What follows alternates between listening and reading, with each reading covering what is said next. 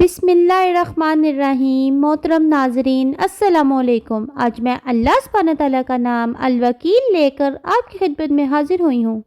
الوکیل کام بنانے والا، وہ جس پر پورا اعتماد کیا جا سکے، جو بھروسے کے لائق ہے، جو تمام چیزوں کا انتظام کرنے والا ہے۔ حقیقت یہ ہے کہ اللہ تعالیٰ نے اپنے مخلوق کو پیدا کیا اور وہ اکیلا ہی ان کی تمام امور کا ذمہ دار ہے۔ ہر چیز کا انتظام اسی کے ہاتھ میں ہے اور اپنی تمام مخلوق کی تمام ضروریات میں وہی ان کو کافی ہے۔ اس لیے مخلوق کو بھی چاہیے وہ اسی پر بھروسہ کرے اور اپنے سارے امور، اپنے تمام کام، اپنی تمام پریشانیاں اسی کے سپرد کر دیں۔ فرمایا کہ اللہ ہی ہر چیز کا خالق ہے اور وہی ہر چیز پر کارساز ہے، یعنی وہی ان سب کا کام بنانے والا ہے۔ ایک اور جگہ پر فرمایا، یہ ہے اللہ تمہارا رب جس کے سوا کوئی الہ نہیں، جس نے ہر چیز کو بنایا، ہر چیز کا خالق، تم اسی کی عبادت کرو۔ وہ ہر چیز پر وکیل ہے، ہر چیز کو کرنے والا ہے، ہر چیز کا کارساز ہے۔ پھر اسی طرح یہ ہے کہ ہر جاندار کی ذمہ داری اسی پر ہے اور وہ ہی ان سب کو کنٹرول بھی کیے ہوئے۔ قرآن مجید میں ہود علیہ السلام کے بارے میں آتا ہے کس طرح انہوں نے پریشانی کے عالم میں اپنے رب پہ بھروسہ کیا اور کہنے لگے، میں نے بے شک اللہ پر ہی توکل کیا، یعنی تمہاری مخالفتوں، تمہاری اذیتوں پر جواب میں میرا بھروسہ اپنے رب پر ہے جو میرا بھی پروردگار ہے اور تمہارا بھی رب ہے۔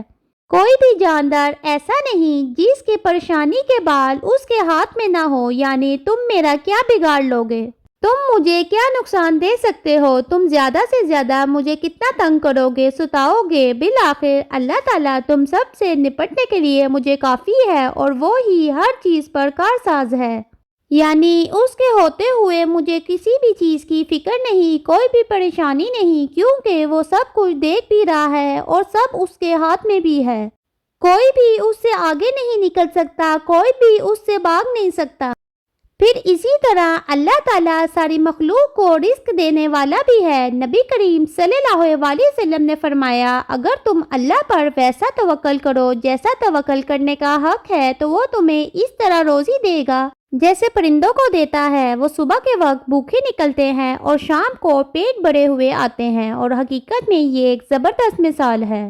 اللہ تعالیٰ پر توکل کی کہ کس طرح وہ اپنے گھروں سے نکلتے ہیں اور ان کے پاس کچھ بھی نہیں ہوتا، نہ کوئی روپیہ پیسہ ہوتا ہے اور نہ ہی انہیں کچھ علم ہوتا ہے کہ انہیں روزی کے لیے کہاں جانا ہے، لیکن جب وہ نکلتے ہیں، کوشش کرتے ہیں، اڑ کر کبھی ایک درخت پہ بیٹھتے ہیں، کبھی دوسرے پر، تو بالآخر اپنا رزق پا لیتے ہیں۔ اس سے ہمیں اللہ تعالیٰ پر بھروسہ کرنے کا مفہوم بھی بہت اچھی طرح سمجھ آتا ہے کہ پہلے کوشش کی جائے اور پھر اس کے بھروسے پر ہی سب کام چھوڑ دیے جائیں،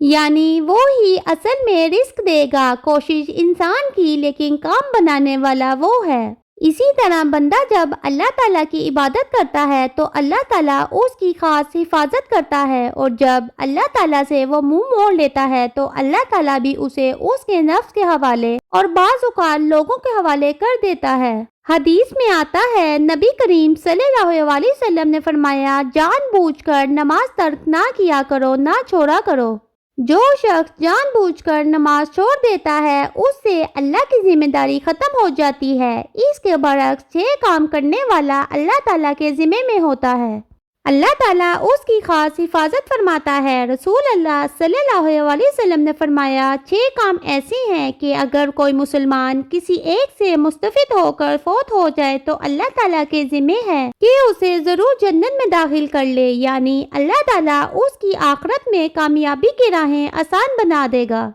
نمبر 1، وہ آدمی جو جہاد کرنے کے لیے نکلا اور اسی راستے میں فوت ہو گیا، اللہ تعالیٰ ایسے آدمی کی جنت کا ضامن ہے۔ دوسرا، ایسا آدمی جو کسی جنازے کے پیچھے چلا، اگر اسی راستے میں فوت ہو گیا، اس کا ذمہ دار بھی اللہ تعالیٰ ہے، یعنی وہ ایک نیکی کے راستے پر تھا، اسے بھی اللہ تعالیٰ جنت عطا فرمائیں گے۔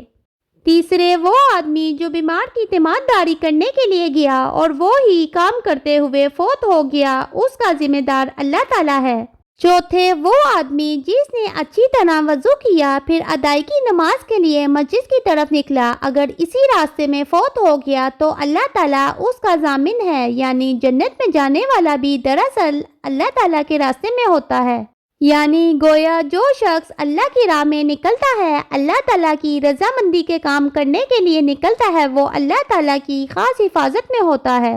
پھر پانچویں وہ آدمی جو مسلمانوں کے کسی امام کے پاس آیا تاکہ اس کی تنظیم و تکریم کرے اور وہ اسی میں فوت ہو گیا تو اللہ تعالیٰ اس کا ضامن ہوگا۔ چھٹے وہ آدمی جو گھر میں رہتا یعنی گھر سے نکلا نہیں لیکن نہ وہ مسلمان کی غیبت کرتا ہے اور نہ کسی کے لیے غصے یا سزا کا باعث بنتا ہے، اگر وہ اسی حالت میں فوت ہو گیا اس کی جنت کا ضامن اللہ تعالیٰ ہے، یعنی اللہ تعالیٰ اس پر بھی اپنی رحمت کرے گا کیونکہ وہ ایک اچھی زندگی بسر کر رہا ہے۔ انسان خواہ گھر کے اندر ہو یا گھر سے باہر ہو، اصل چیز جو قابل غور ہے وہ یہ ہے کہ انسان اللہ کا کتنا اطاعت گزار اور فرما بردار ہے، اور جو بندہ اللہ کا فرما بردار ہوتا ہے وہ اللہ کے خاص بندوں میں شمار ہوتا ہے اور اللہ تعالیٰ کے اوپر ذمہ عائد ہوتا ہے کہ وہ اس کے کام بنائے، جیسے قرآن مجید کی آیت میں بھی آتا ہے کہ اللہ تعالیٰ اس کی ضرور مدد کرے گا جو اللہ تعالیٰ کی مدد کرے گا،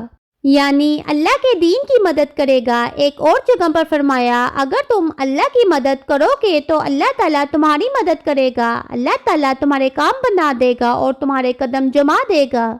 یعنی تمہیں حق پر قائم رکھے گا اور اسی استقامت کے ساتھ تمہاری موت آئے گی، اور پھر جس کی موت ایمان پر ہو، حق پر ہو، پھر اس کے لیے آگے کے راستے آسان ہو جاتے ہیں۔ حقیقت یہ ہے کہ ایمان والوں کا وکیل اللہ ہے اور وہ اس کی ذات پر بھروسہ کرتے ہیں۔ بعض اوقات انسان اللہ سے مدد بھی مانگتا ہے، بھروسہ بھی کرتا ہے، لیکن حالات کچھ اور ہو جاتے ہیں جو وہ نہیں چاہتا تھا، ایسے میں بھی انسان کو تسلی رکھنی چاہیے، اللہ تعالیٰ کے ہر فیصلے میں بھلائی ہے۔ پھر اسی طرح انسان کو آزمائش میں سکون مل جاتا ہے جب وہ اللہ تعالیٰ کو کافی سمجھتا ہے۔ نبی کریم صلی اللہ علیہ وسلم بھی اللہ پہ بھروسہ کرتے تھے، ہود علیہ السلام نے بھی اللہ پہ بھروسہ کیا، نوح علیہ السلام نے بھی اللہ پہ بھروسہ کیا، ابراہیم علیہ السلام کو جب آگ میں پھینکا گیا تو انہوں نے اس وقت اللہ پہ بھروسہ کیا، موسیٰ علیہ السلام نے ہمیشہ اللہ پر توکل کیا۔ مومن بندہ بھی اللہ پر توکل کرتا ہے، ہم سب کو بھی اللہ تعالیٰ پر ہی توکل کرنا چاہیے اور اس سے دعا کرنا چاہیے، اور پریشانی کے وقت حسبنا اللہ و نعم الوکیل پڑھتے رہنا چاہیے، اس سے انسان کے دل کو کافی تسلی ہو جاتی ہے، اور باقی دعائیں بھی جو اللہ تعالیٰ پر بھروسے کی ہیں وہ مانگتے رہنا چاہیے۔